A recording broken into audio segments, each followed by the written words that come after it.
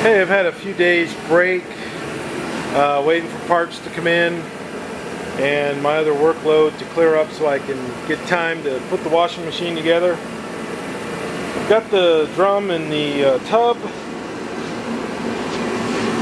As you can see, it spins nicely.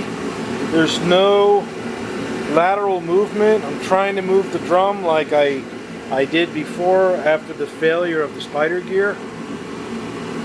It's in there nice. The excuse me. Put a new seal on the inside there. On the other side, the bearings seem to be good, so I didn't change those out. I didn't want to invite more problems. So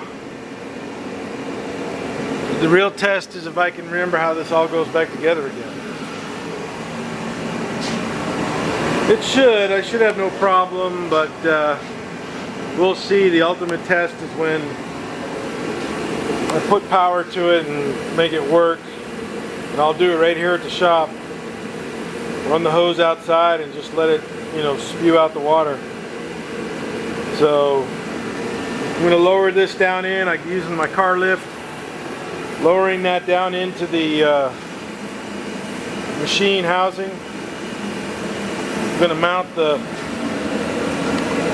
shock absorbers right here. I'm going to mount those. There's 4 of them, and then do all the connections right there, right here, wiring. It's a pretty simple machine, but it's yet still complex. So we'll see how that goes.